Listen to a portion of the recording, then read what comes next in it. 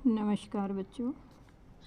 आज हम आरोह भाग 1 से सुमित्रा नंदन पंत जी की कविता लेकर के आए हैं। वे आँखें।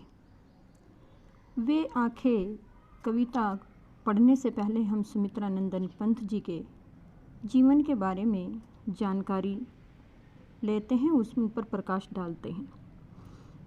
कविवर सुमित्रा नंदन पंत जी सुकुमार कवि के रूप में जाने जाते हैं।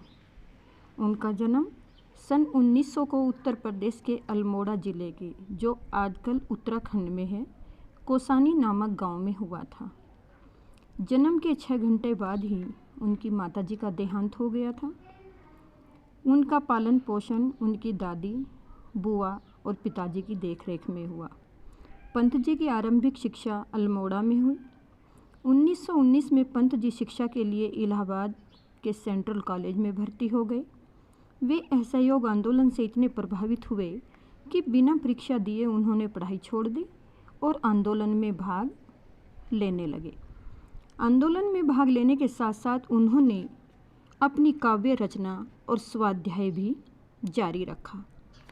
पंत जी ने छंद रचना चौथी कक्षा में ही आरंभ कर दी थी, परंतु उनका वास्तविक कवि क्रम कॉलेज में प्रारंभ हुआ। 1938 में रूपाप पत्रिका निकाली, जिसकी प्रगतिशील साहित्य के विकास व प्रचार में महत्वपूर्ण भूमिका रही है।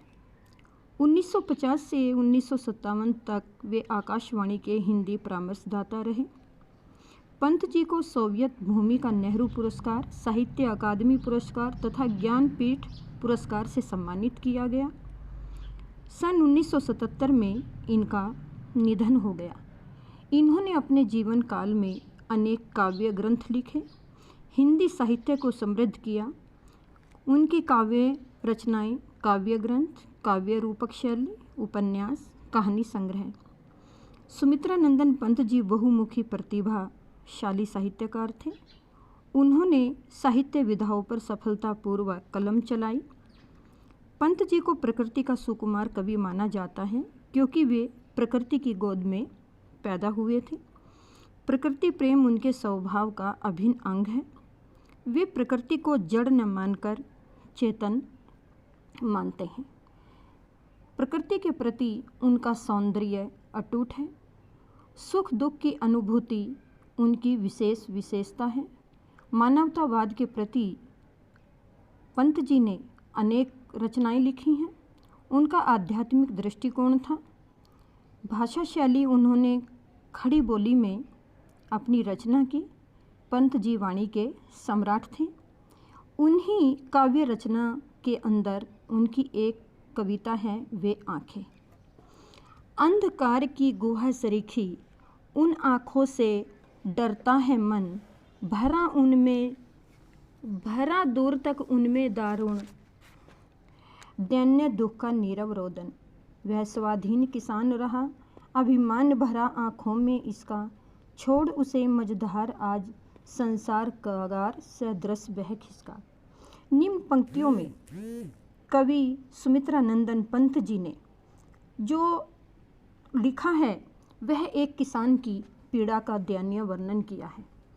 प्रस्तुत पंक्तियां जो हैं, आरोह भाग 1 में संकलित नामक कविता से ली गई हैं। कविता में कवि ने स्वतंत्रता से पूर्व, स्वतंत्रता के पश्चात के भारतीय किसान की दयनीय व्यवस्था का वर्णन किया है।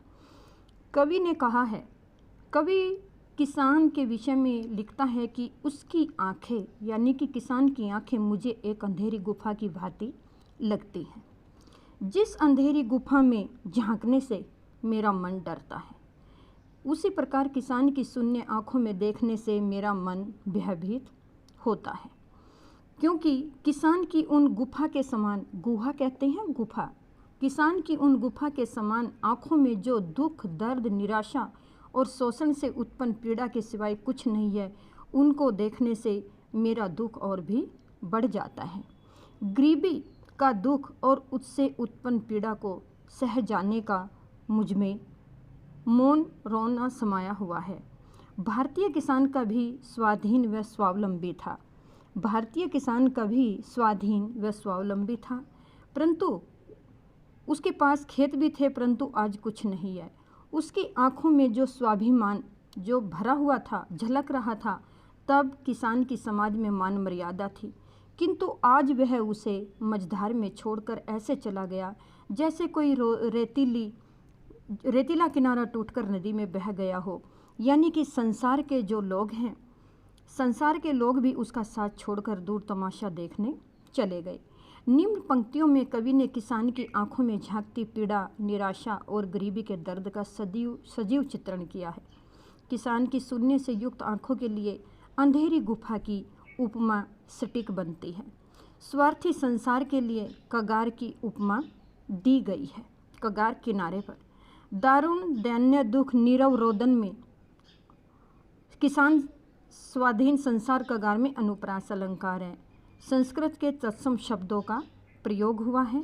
भाषा अनुकूल, प्रसंगानुकूल है। यहाँ पर दूसरा पैरा लेते हैं।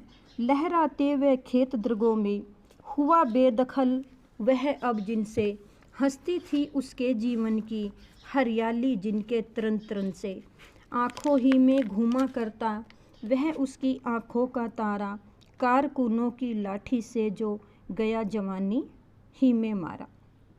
निम्न पंक्तियों में कवि ने कहा है, दृग कहते हैं नेत्र, बेदखल कहते हैं हिस्सेदारी से अलग कर देना, हरियाली तरण तरण ये कि तिनका।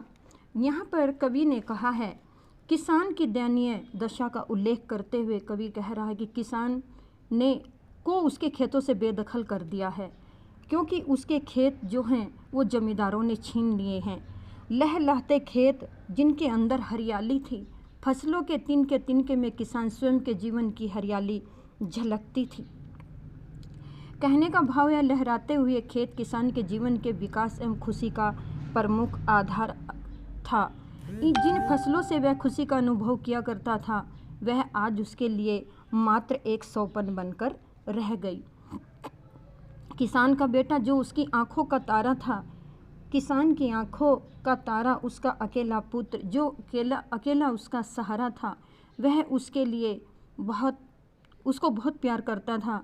उसे निर्दयी जमींदार के कारकुनों ने, यानी कि जमींदार के जो कार्यकर्ता थे, उन्होंने लाठियों से पीट कर जवानी में ही मार डाला। आज अपने बेटे की तस्वीर किसान की शून्य आँखों में झलकती है, दुख भरी आँखों में छिपी हुई है। अर्थात आज किसान अपने मृतक बेटे को स्मरण करता है, उसका दुख उसकी आँखों में स्पष्ट देखा जा सकता है, जो जवानी में ही वह महाजन के कारिंदों की लाठियों से मारा गया है। किसान की दयनीय दशा का सजीव चित्रण किया गया है। जमींदार के अत्याचारों का वर्णन भी यथार्थ रूप में हुआ है। कवि ने तत्सम एवं उर्दू शब्दों का प्रयोग किया है। तरण तरण में पुनः रुकती प्रकाश अलंकार है। आँखों का तारा, यहाँ मुहावरे का प्रयोग हुआ है। खड़ी बोली हिंदी के साहित्यिक रूप का प्रयोग किया गया है। यहाँ पर मैंने कवि परिचय के साथ 2 स्टैंजे कराए हैं। इनमें बाकी के स्टैंजे दूसरी वीडियो में करवाती हूँ, आप वहाँ पर देखें।